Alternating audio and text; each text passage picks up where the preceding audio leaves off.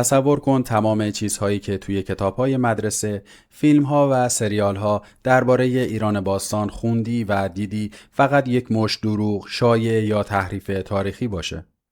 چقدر عجیب میشه اگر بفهمی تخت جمشید رو هیچ برده‌ای نساخته یا زرتشتی‌ها هرگز آتش پرست نبودند. امروز قراره 10 باور اشتباه و شوکه کننده درباره تاریخ ایران باستان رو کنم که ذهنت رو کاملا نسبت به گذشته عوض کنه. سلام به همه همراهان کانال هیستوری کهن. من اینجا هستم تا با هم پرده از بزرگترین دروغ‌های تاریخ برداریم. تا آخر ویدیو همراه من باشین چون مورد آخر کلاً باورهای ذهنی شما رو به هم میریزه. اولین و بزرگترین دروغی که سالها توی مغز ما کردند ساختن تخت جمشید توسط برده‌ها زیر ضربات شلاق بود. برعکس تمام امپراتوری‌های دنیا مثل مصر و روم که اهرام و سازه‌های عظیم رو با خون و عرق هزاران برده ساختند، در تخت جمشید حتی یک برده هم کار نکرده. لوح‌های گلی کشف شده در تخت جمشید اثبات میکنه که تمام معماران، سنگ تراشان و کارگران حقوق ماهانه، مرخصی بارداری، بیمه و حتی پاداش دریافت میکردند.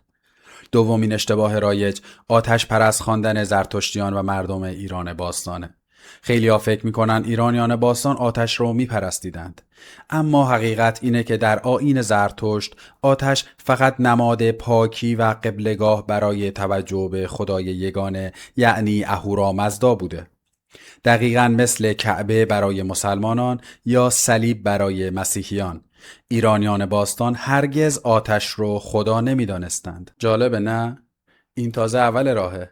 حالا بریم سراغ اشتباه سوم و چهارم که مربوط میشه به قدرت زنان و سواد مردم در دوران باستان. باور اشتباه سوم اینه که مردم عادی در ایران باستان کلاً بی سواد بودن و هیچ خط و کتابتی وجود نداشته. اما بایگانی‌های عظیم گلی در پرسپولیس و مدائن نشان میده که سیستم‌های حسابداری، نامه‌نگاری اداری و ثبت اسناد به قدری پیشرفته بوده که حتی معاملات کوچک روزمره هم مکتوب میشده. چهارمین دروغ بزرگ خانه‌نشین بودن و بی‌حقوق بودن زنان در ایران باستانه.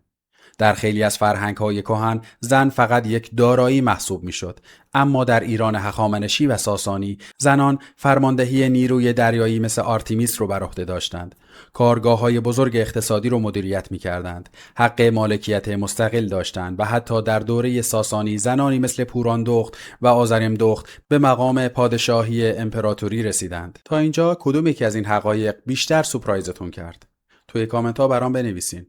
و اما بریم سراغ پرونده آتش سوزی تخت جمشید. دروغ پنجم درباره آتش زدن تخت جمشید به دست اسکندر مقدونیه. توی فیلم ها همیشه نشون دادن که اسکندر در اثر مستی و به تحریک یک زن مقدونی در یک شب جنون‌آمیز دستور آتش زدن تخت جمشید رو داده. اما سندهای تاریخی اثبات میکنن که این کار اصلاً یک تصمیم آنی یا از روی مستی نبوده، بلکه یک اقدام کاملا برنامه ریزی شده، انتقام جویانه و سیاسی برای نابود کردن رمز قدرت و شکوه هخامنشیان بوده. ششمین باور غلط افسانه آسیب ناپذیری و فنا ناپذیر بودن سپاه جاویدانه. خیلی ها فکر میکنند این 10,000 سرباز هخامنشی هرگز در هیچ جنگی شکست نمیخوردند و طلسم شده بودند. حقیقت اینه که اسم جاویدان به این دلیل بود که اگر یک سرباز کشته یا بیمار میشد بلافاصله یک نفر دیگه جاش رو میگرفت تا تعدادشون همیشه دقیقاً 10,000 نفر باقی بمونه، نه اینکه نامیرا باشند. اونها بارها در نبردهای سخت با یونانی ها متحمل تلفات سنگین شدند. آیا فکر میکردین تمام شاهان باستانی فرشته و بی‌نقص بودند؟ متاسفانه حقیقت با داستان‌های اسطوره‌ای خیلی تفاوت داره. هفتمین اشتباه پاک و عادل نشان دادن تمام پادشاهان باستانه. خیلی از ما تاریخ رو سیاه و سفید می‌بینیم، یا شاهان رو کاملا مقدس می‌دانیم یا کاملا خائن. اما دربار هخامنشی و ساسانی پر از توطئه‌های خونین خانوادگی، برادرکشی و کور کردن مدعیان سلطنت برای رسیدن به قدرت بود. شاهان باستان هم مثل هر حاکم دیگری انسان بودند و خطاهای سیاسی و اخلاقی بزرگی داشتند. هشتمین دروغ خرافاتی و عقب مانده نشان دادن طب و پزشکی در ایران باستانه. خیلی ها فکر می‌کنند درمان‌ها فقط با دعا و جادو بوده، اما کشف جمجمه های جراحی شده در شهر سوخته که مربوط به 5000 سال پیشه و همچنین تأسیس بزرگترین مرکز پزشکی دنیای باستان یعنی بیمارستان جندی شاپور اثبات میکنه که ایرانیان باستان جراحی های پیچیده، بخش های مجزای بستری و ابزارهای پزشکی فوق العاده پیشرفته‌ای داشتند. به دو مورد آخر رسیدیم که بزرگترین باورهای اشتباه در مورد تمدن و نژاد ایرانیان رو زیر سوال میبره. نهمین باور غلط اینه که امپراتوری های ایران باستان کاملا یک دست و تک نژادی بودند. برعکس، هخامنشیان و ساسانیان بر بیش از 30 قوم و ملت های مختلف با زبانها، آیینها و فرهنگ های متفاوت حکومت می کردند. ایرانیان باستان یک همبستگی عظیم از اقوام مختلف بود که تحت یک قانون و مدیریت مرکزی اداره می شدند، نه یک حکومت تک قومیتی. و اما دهمین و شوکه کننده ترین دروغ، انسانهای باستان کثیف زندگی می کردند و تکنولوژی نداشتند. خیلی ها فکر می کنند زندگی قبل از قرن 20 یعنی بوی بد، کثیفی و نبود امکانات.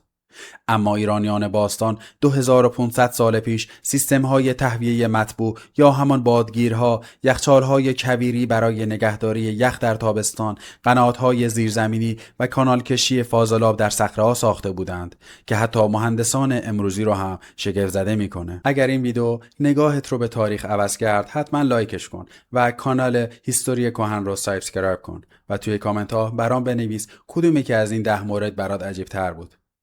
تا ویدئوی بعدی و یک پرونده جذاب تاریخی دیگه، خدا نگهدار.